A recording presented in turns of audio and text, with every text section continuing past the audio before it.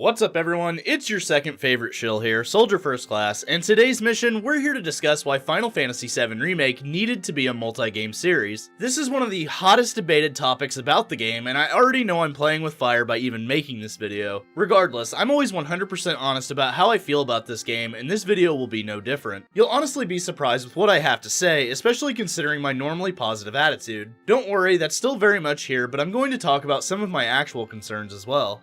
Oh, and before some people say I copied Nice Guy Prince's video, we talked about this topic beforehand and agreed to release our own videos about it. When it comes to the Final Fantasy VII Remake, I'm not without my worries or concerns. I know it may seem that way from my content, but my whole thing is to try to curb negativity when it comes to the petty complaints I see on a daily basis. Being in a multi-game series is something I only see as a benefit, especially after the product we got with Final Fantasy XV. An incomplete game with a convoluted plot that needed paid DLC and several updates to be completed. Originally, 15 was supposed to be a series of games, but then switched to development as a single game. This caused all of the plot to be forced into one entry, with cuts, rewrites, and plot holes forming rapidly. This is where all the paid DLC and season passes came in, only for the second season to get cancelled and turned into a book. We don't want another Final Fantasy XV on our hands, and I think with a multi-game structure, we don't have to worry about that here. The first part is gone gold, and the second part is already in full development and has been for months now. Story DLC is typically handled by the main team, and with them working on Part 2 already, Story DLC will be at a minimum or non-existent for Part 1. I also have my reserves about content. With a fully fleshed out Midgar, this can go one of two ways. We can have a deeper, richer storyline with side quests that complement the lore of the game really well, or we can have a bunch of fetch quests and padded filler content. After playing the demo and the entire first bombing mission and watching videos from Maximilian Dude, my worries about that are going away faster and faster with each information release. As long as the game has great pacing, meaningful content, and fun side quests, then a multi-game series is perfect. We're getting all new scenes with Jesse, Biggs, and Wedge, and outside of a few interactions, we didn't get much from them in the original. Now when they meet their fate, we'll have had dinner with Jesse and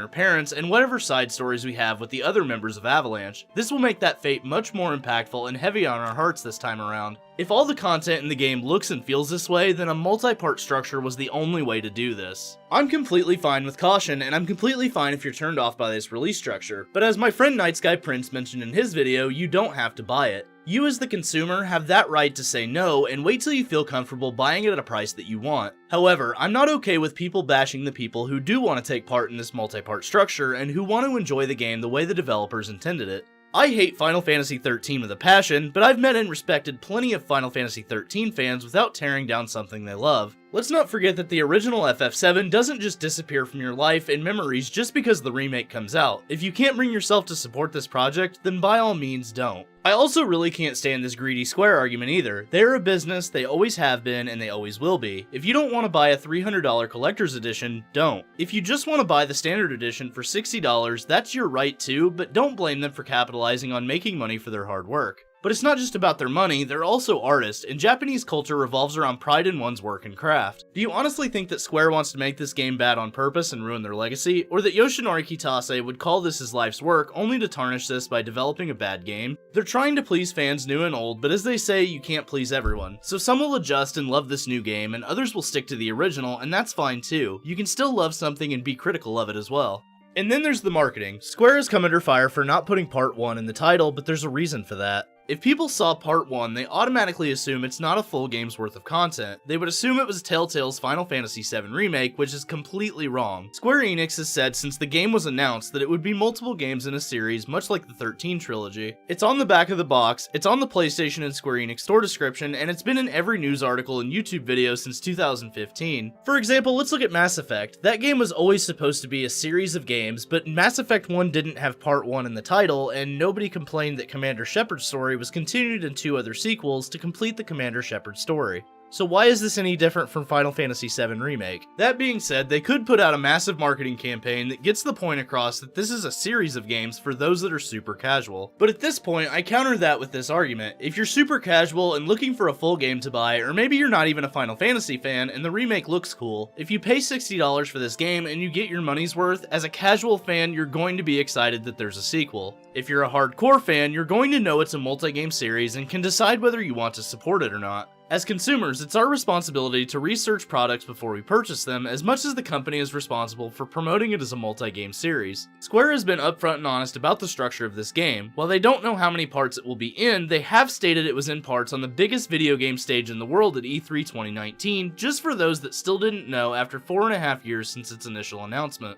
At what point do we hold ourselves accountable for our purchasing decisions and not just consider a company greedy because we couldn't be bothered to read or Google search it? There's also the issue of development cost and time. Development costs have skyrocketed since the original was created, and even then that game cost over $145 million to develop and market in 1997. Account for inflation, and if Final Fantasy VII on PS1 were made today, it would have cost over $231 million.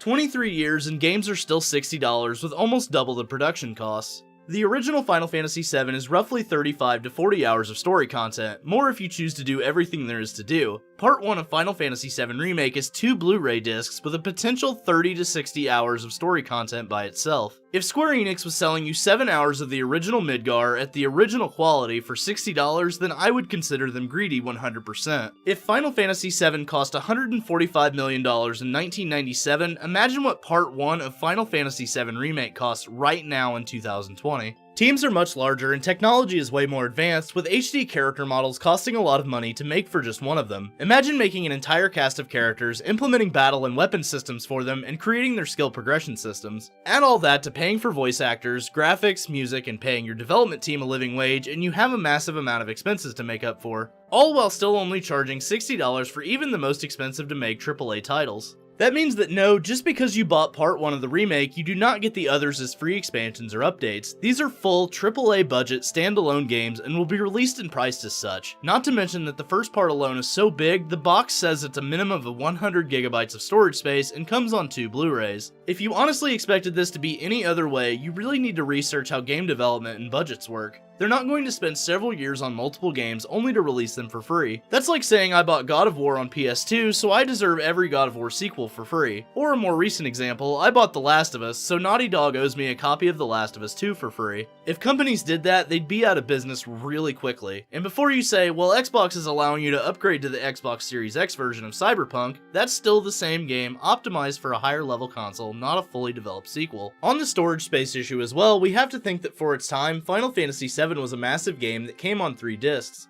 Digitally, the game is only a few gigabytes, but back then, this was monstrous. The first part of Final Fantasy VII Remake alone is 100 gigabytes and on 2 Blu-rays. If you were to remake the entire original game on this scale, it would be 6 or more Blu-rays and take several more years to finish the project as a whole. You really expect them to make something like that and only sell it for $60? Not gonna happen. And before you say, well, The Witcher 3 is 100 hours, notice the 3 in the title. It's a sequel, meaning it had 2 previous entries in the series of games that make up the overall Witcher story. Much like Final Fantasy VII Remake will be to make up the overall Final Fantasy VII story. Imagine asking Marvel to shove all the Marvel Cinematic Universe into one movie. There would be so much lost on the cutting room floor that it wouldn't do the original fans of the comics justice. And before you say, well, that's not a remake of an old product, yes it is. The movies are remakes of the comic book line of the Infinity Saga.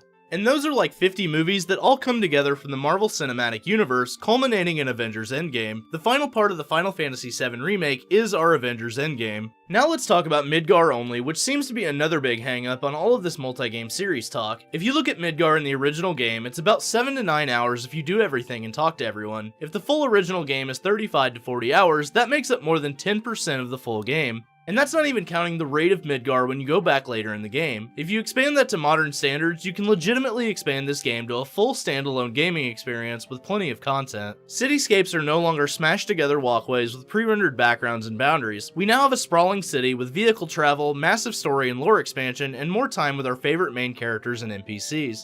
And that's not even mentioning Rosh, the Watchman of Fate, or the characters from Nojima's The Kids Are Alright.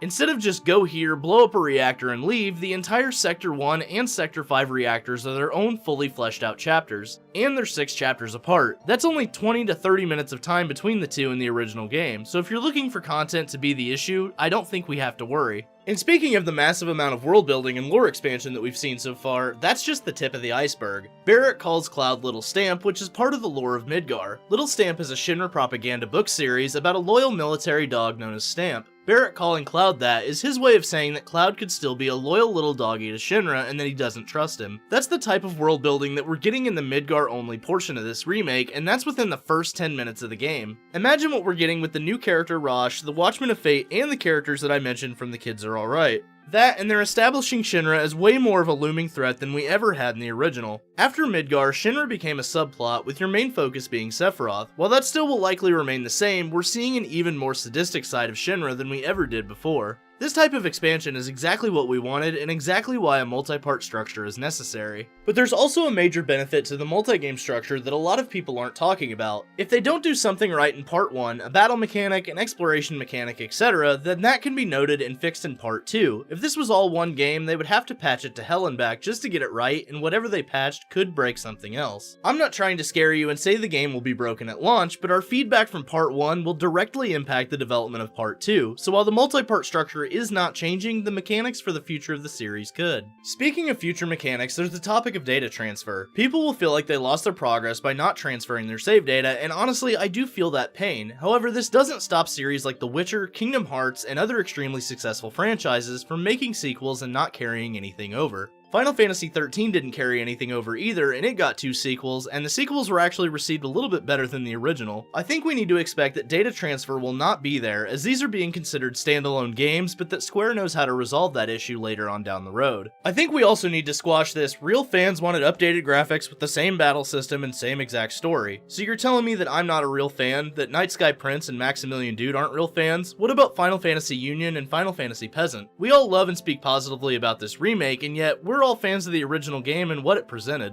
And we're just the visible fans with a platform to voice that love on. Imagine the millions of fans right now that played and cherished the original that are loving this project and a lot of what it brings. My comment sections are full of fans like me that love and cherish the original and are so hyped for this remake that we can taste it. But there are also fans in my comments section that don't support it, and that's fine, but attacking others for it is not the right thing to do no matter which side of it you're on. I will say this, the demo did one thing, and that's relieve a lot of stress from the fanbase who were on the fence about it. You have no idea how many people that have watched my videos have commented to me that they were skeptical until they played the demo. I'll admit, when I got to play it at PAX East, I was nervous when I walked up to the TV, afraid that everything I had dreamed of was going to suck. And then I put the controller in my hands and instantly something changed. It was like all of my fears, anxieties, and concerns were completely gone. I had something in my hands that I had only dreamed of for years, and after the demo released publicly, several fans felt the same way that I did. Despite popular belief, I don't blindly love this game, and I do have my concerns. If I receive a review copy, or I'm playing it alongside you guys, my review will be from the standpoint of professionalism, and I will be critical where it's due. But I don't spend my time dwelling on the negatives, because at the end of the day, I'm happy with almost everything I've seen with my own 2 eyes, heard with my own 2 ears, and felt with my own 2 hands. It's not going to be the perfect game, but neither was the original, and honestly that was part of its charm. I've also had the opportunity to meet some of the team on the remake project, and I can tell from the passion I see in them that this remake is everything they've wanted to make and more.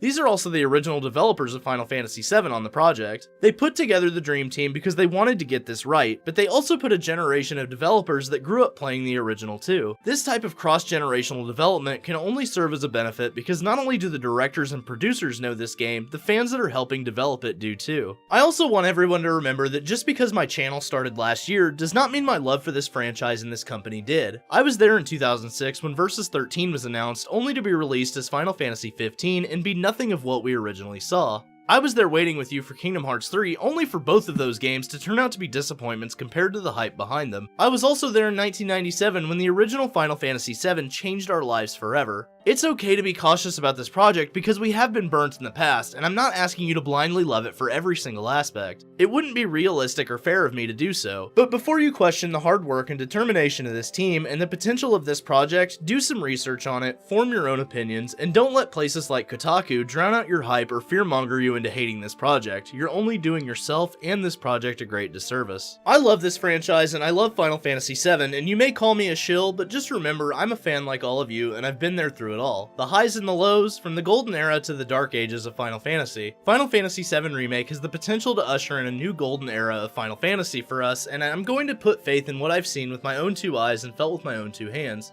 There's so much negativity and cynicism in this world already, why fear and hate something that could be another life-changing experience? And at the end of the day, if it does suck, you can go back and play the original and no harm, no foul. I understand the hardest part of all of this is the wait, but as long as part 1 comes out of the gate and blows our minds, then the multi-part structure was worth it. But don't forget, I'll be waiting for it with you guys. If part 1 sucks, I guess you can all say I told you so, but honestly, if that happens, is being right about the game being trash really going to make you a winner, or do we all lose if that happens? Not only is this a game for original fans like us, it's a game that will usher in a whole new generation of Final Fantasy VII fans, and isn't that what this series has always been about? How many people are probably playing Final Fantasy VII for the first time right now in preparation for the remake, and how many people are going to play it because they played the remake and want to try the original? I guess what I'm trying to say is it's fine to be cautious, and it's fine to love Final Fantasy with all of your being, and it's even fine to hate the direction they're going, but please be courteous to your fellow fans, and remember, the original will always be there, and if you never want to pick up the remake, you don't have to. That's your choice, but let the ones who do want this project and who support this project enjoy it.